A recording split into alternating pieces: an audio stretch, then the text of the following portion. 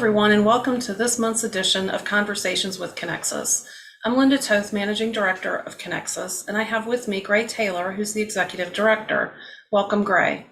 Hey, how you doing? Good to I'm see you. good. I'm good. How are you? Not too bad. Not too Good. bad. We had a very busy week last week. We were in Houston for the annual strategy conference. I thought that went very well. I heard a lot of good things from people that attended. Yeah, I'm still sleeping it off actually. Because you and I were there. It's four very full days of preparation and then just really intense discussions during the day, culminated by board meetings. But the whole idea is to frame our strategy up for the coming couple of years. And we had a great crew of people, a lot of really good input. Yeah, we did. We had some interesting presentations. One of the presentations that we saw was from a company called Spark Cognition. Why don't you tell me a little bit about that and what we saw? Spark is it's an Austin-based company, and so I had a couple of colleagues from Wayne go over there, and they're now capitalized to the tune of $1.5 billion. So they're a fairly serious player, at least the VCs think so. What they've created is a visual recognition, computer vision framework, codeless, and it's a cloud-based platform that it's kind of interesting because the use cases are confederated. So as one of their other customers says, let's have the computer look at this and determine this.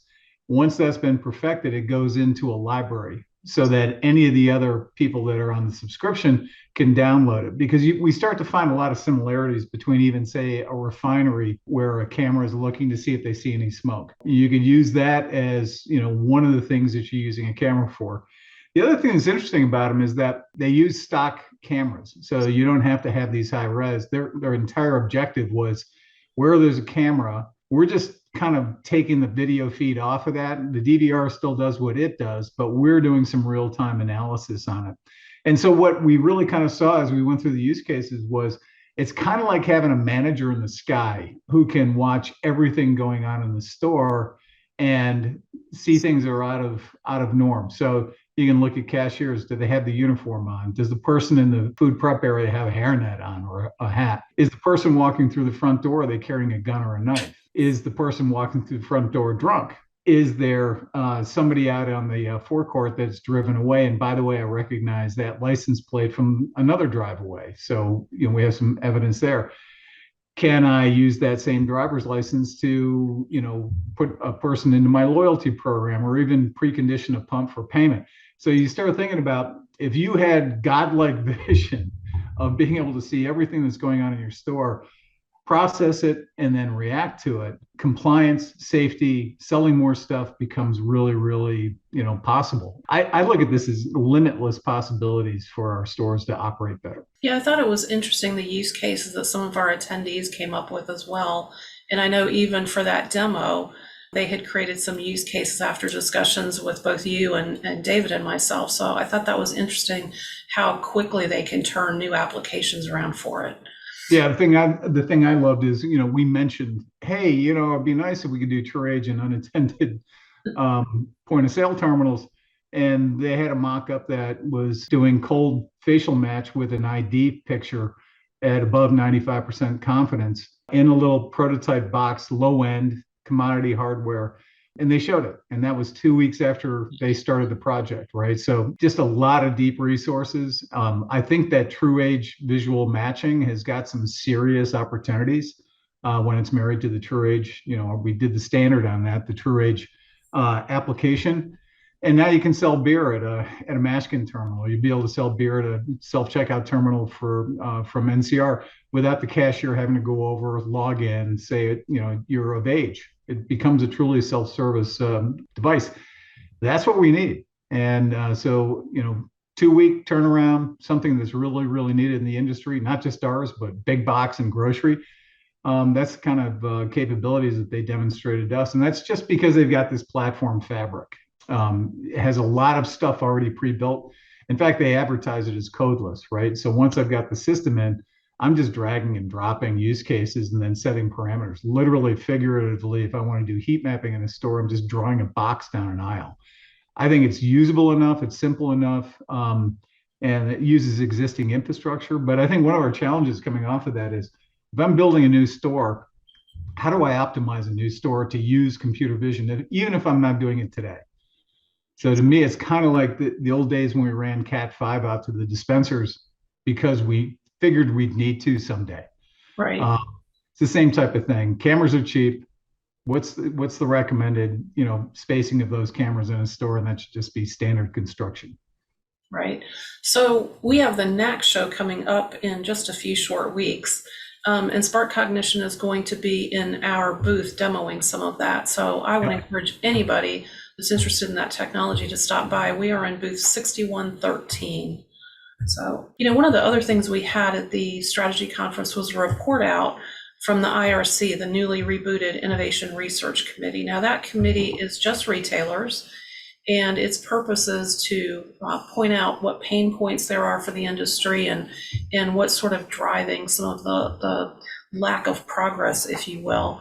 So talk to me a little bit more about IRC, and I think out of that is coming a reference architecture. Talk to me about that.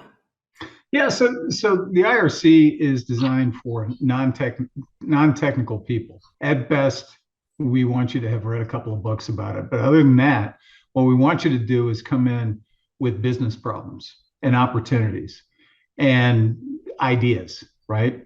So the first meeting we had at the annual conference was, we'd love to bring innovation to you, but we got these problems. Boy, do we have problems. And we can't even think about innovation on that scale until we also have a roadmap on these problems. What we hope to do we came up with a dirty dozen. Ed Colopy's been gracious enough to be our facilitator, is kind of moving the group along. Obviously, we've got Doug News, the chairperson. We've got Don Emery, who's just elected as vice chair. So we have about 36 retailers, and they range from the CEOs of 60 store chains to single site operators to major oil companies like Exxon and Chevron and Phillips 66.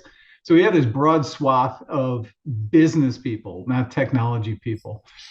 This is going to be really fun because what we're looking for from Conexxus's perspective is a shiny object comes along, we discuss it, and if there's some consensus that, hey, this has got some legs for us, it gives us early warning then to start working on a standard, so that when they're ready to do a test and learn, it's not them doing a burn and learn, burn enough cash and maybe we can get a kind of a test out there, which is what we're doing today. It'd be a full stack test if this all works together, and I think that's the promise. So I'm really excited about it. This group also has the roadmap in its portfolio. The roadmap in the past has been, Zadowski and Taylor doing what we think is going to be the roadmap going forward. Now we have 36 diverse companies inputting on it, and we've also are going to make it less complex. So we're also looking to make it so it's more readable, more approachable than what we had on the original one. So I'm really excited about that, which will be a session at the NACS Show as well. I think it's going to be the best roadmap, the clearest roadmap that we've ever put out. And so that session is on Sunday at 8 a.m. for anybody that wants to come to that. That's an odd time or a bad time, I guess, for a session in Las Vegas, but lots of good stuff. We did go through that at the strategy conference, and there were some good ideas about things to add, things to shift as far as timelines. So that should be very interesting. So I think that's about all the time we have for today, but I just want to make sure that everybody knows to stop by booth 6113 at the NACS Show to come and see us, chat with us, and be sure to attend the technology roadmap session Sunday at 8 a.m. And then also Spark Cognition will be in our booth if you want a demo of their technology. Really cool stuff. Yeah, so that's it for today. So we'll see you next time on Conversations with Conexxus. Be good.